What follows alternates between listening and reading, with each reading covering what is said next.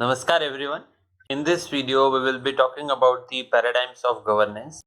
As you might be aware that in the syllabus you have topics related to the emerging paradigms of governance that is named as new role of government from an empire to umpire. So the points of discussion will evolve around the emerging trends in governance, role of government from empire to umpire, creating level playing field, role of different stakeholders, and the linked topics of economic nationalism, Swadeshi, and trusteeship. Some of you who might have attended this class earlier, you might remember that we talked about the need for governance. From a Sanskrit shlok, it comes that there are different kinds of people in this society, and based on their behavior and attitude, they may display different type of characteristics in the social system. A set of people who are highly self-disciplined, they would follow the rules and regulations by themselves, they would be self-governed, and therefore they wouldn't interfere into someone else's life, they would not trouble anyone, they would be fulfilling their duties on time, they would not need any external regulation to control them. But as it is seen that such kind of people are very rare, and so our society, our civilization has developed various mechanisms to ensure that the person remains in a disciplined way. One of the thing is that many people remain disciplined because of the respect of their parents or elders or teachers, and so this way, since childhood, good characteristics, good behavior is inculcated, is nurtured through various samskar that we have in our Bharati civilization, and the person with the age follows a disciplined lifestyle because of this respect towards their elders, teachers, or parents. Next category of people are there that who may not follow rules and regulations because of the respect, but they fear uh, the teachers or parents or elders, and because of which they remain disciplined and follow rules and regulations, and they discharge their duties. So with this kind of people also, the society can sustain to a good level. However, when things go beyond this and we need a strong rules and regulation driven by the government itself, as some people follow rules and regulation, they remain a disciplined lifestyle only because of they respect the law. So there are people who would say they would be good followers of law, they would respect law and then remain disciplined. The next category of people are there who may not respect law, but because of fear of punishment, they would follow the rules and regulation and behave in a disciplined manner. So this governance concept is essentially for these last two category of people who would follow the disciplined lifestyle, they would be following rules and regulations, they would be discharging their duties, they won't infringe upon the rights of others. So we need a strong government or a body which can enforce law, which can enforce discipline either through respect or through fear. There is one more category that they wouldn't be affected by even law or legal system, and they don't fear anything. So in our scriptures it is that Bhagwan himself or herself has to appear, take avatar, and put things into order. So this framework can help you understand that the good society will be the one in which large number of people are self-disciplined, or at least they are disciplined because they respect their elders, teachers, and parents. Because of this, less rules regulations will be required in the society, and less administrative cost, less monitoring, and functioning will be very effective. Even in case they follow this because of fear of parents, elders, or respect of law, till that time also a society can function very effectively. And of course, because of the fear of punishment, if it is there, then there are various mechanisms. We need to have strong police system, monitoring system, judicial system to take care of it. And we are all aware that how much costly it is. We are all aware that how much time it takes because of these processes, and justice has to be delivered. It takes time. Until that time, many things go haywire. So this was the idea behind having the governance. Now we move to the next part, that is the various models of governance. So if you can think, in the earlier days, it used to be a compact society, very closely knit society, in which a king was there. He had a council of ministers with him, consultants, and which were known as like Amatyagan. There were people, Rishi, Muni, Kulguru, whom a king used to consult before taking any decisions. And the other services which were integral part of the society, like education and health, the two most important services, those were delivered by independent Rishi, Muni, and Vaidya.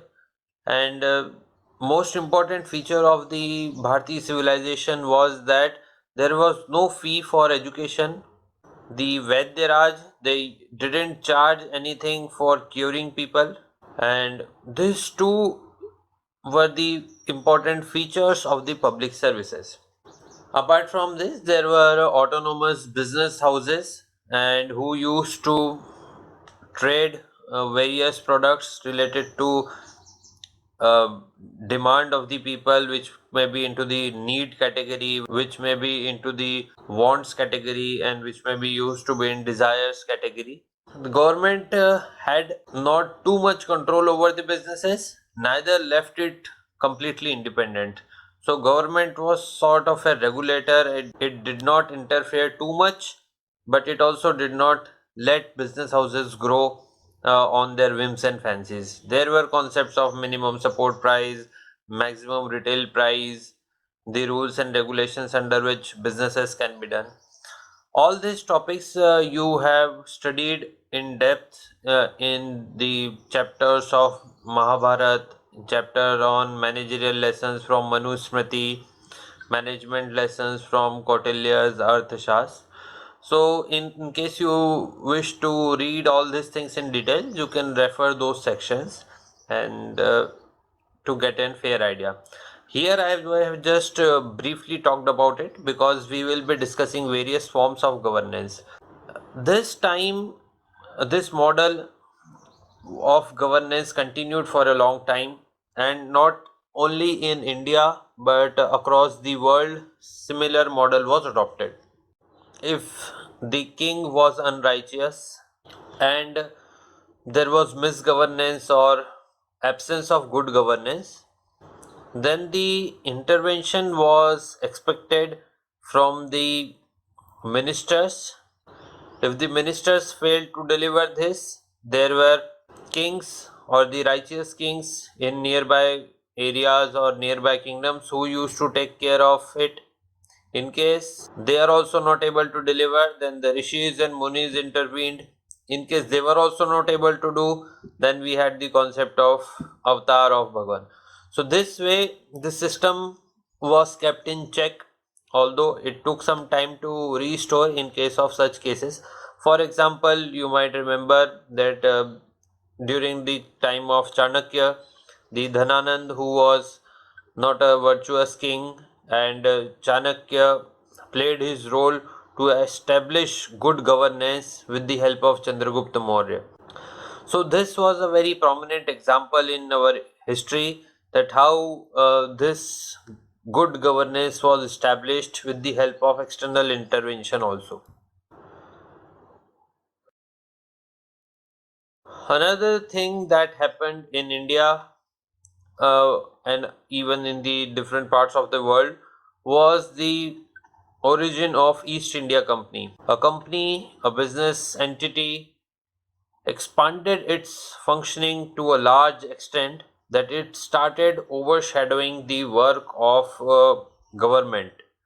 And we had seen that East India Company could gain control over many countries, and the case of India is well known to us. This was an example wherein a corporation became such a huge entity that it started even controlling the country, and it sort of became a government. Post East India era, we saw the new models of governance emerging at different places, and the system that developed was wherein a democratically elected government was formed. The government used its bureaucracy to deliver the public services. So this model of functioning wherein there was a strong linkages between the elected government and its bureaucracy, it was known as public administration. But something unique happened in the New Zealand when in 1970s New Zealand realized that the corporate model of functioning was very well effective. Why? Because they had autonomous functioning. Corporates effectiveness and the efficiency came from decentralization of power. So they thought, why not to implement it in the government also? And they started shrinking the red tape, and government started giving more autonomy to the bureaucrats who were working, and instead of calling them as bureaucrats, they were now called as public managers.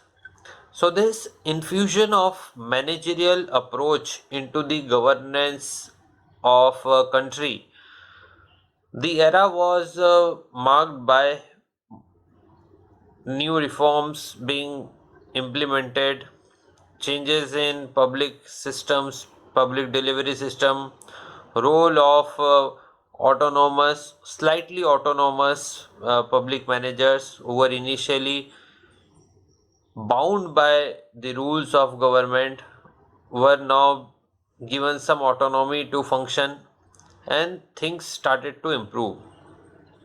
There was improvement in efficiency, there was improvement in effectiveness, and this model was a success story.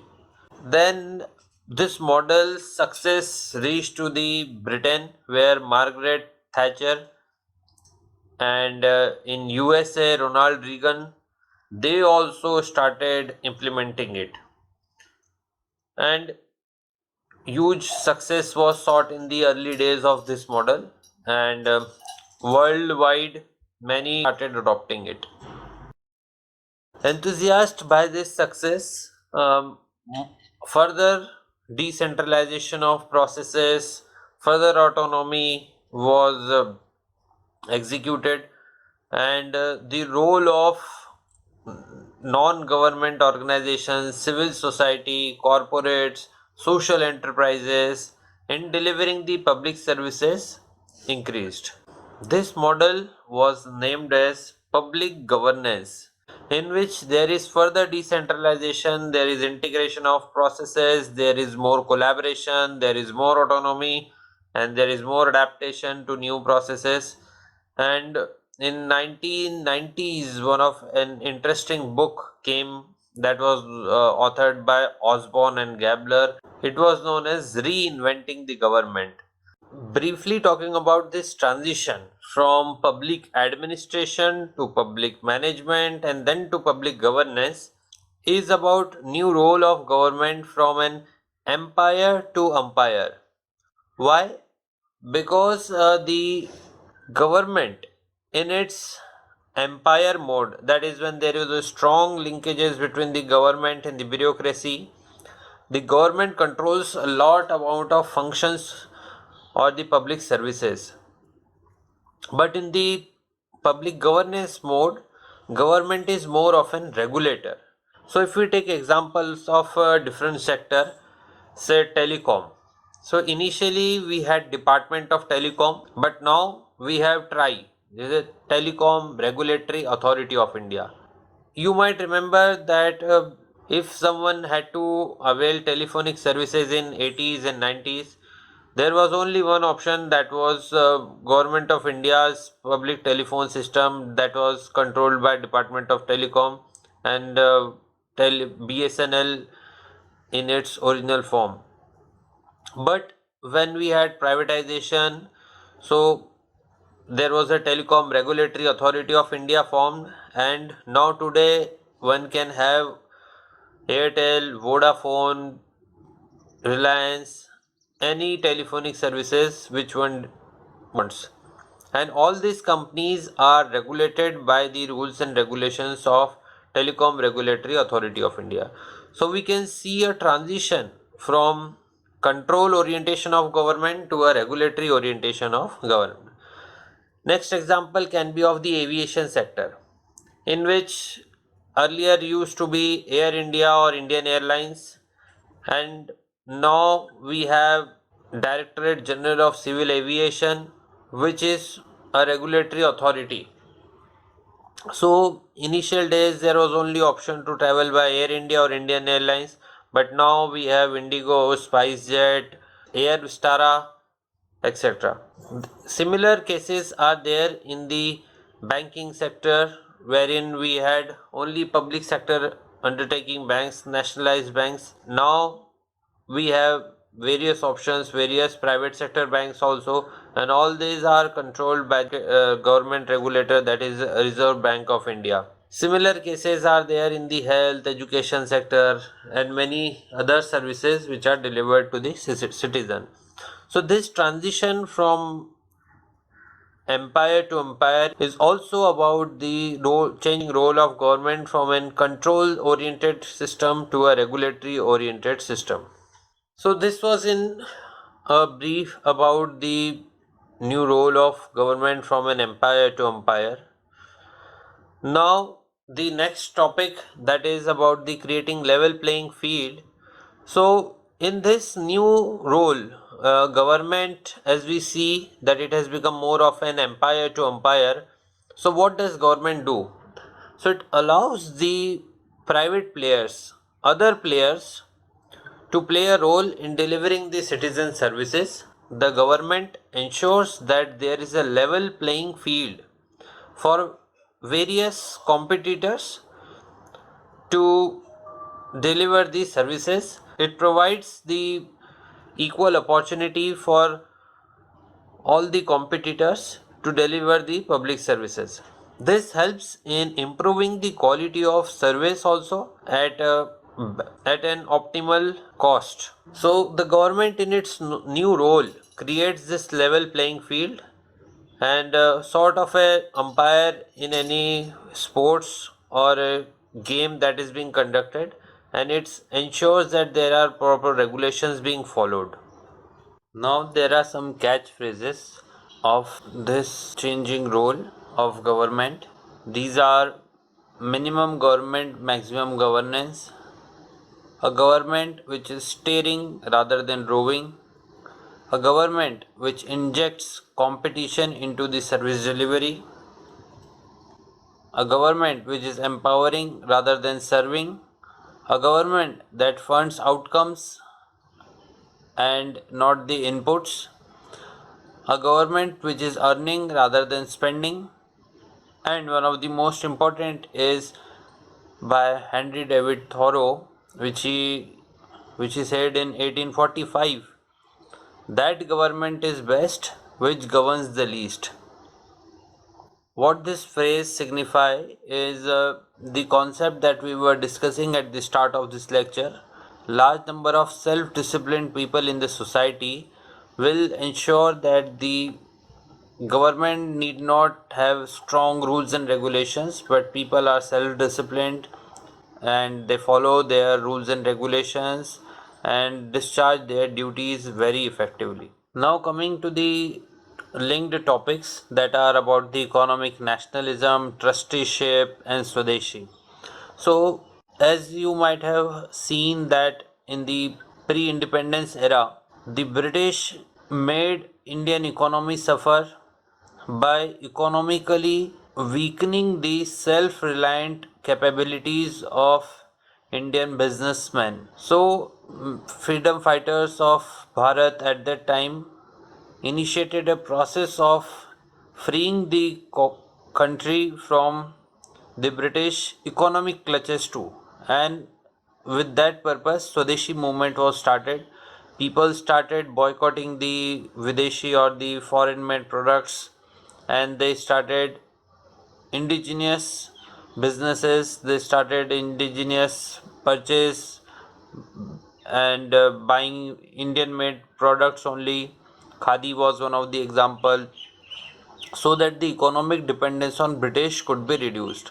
So this was the idea behind the Swadeshi system, so that the economic independence can be achieved, which can lead to the political independence also.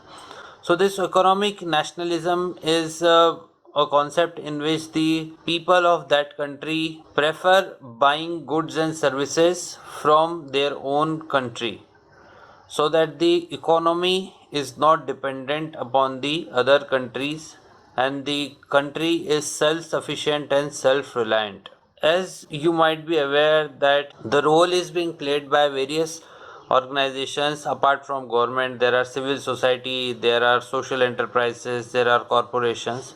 So the idea of trusteeship was developed about 100 years ago, wherein it was thought that the corporations play an important role in the development of society, and because of their scale and size, they use huge amount of resources from the society, and by utilizing the resources from the society in form of natural resources, human being as a resource, they generate wealth. So they are not the owner of that wealth, but more of an trustee of that wealth.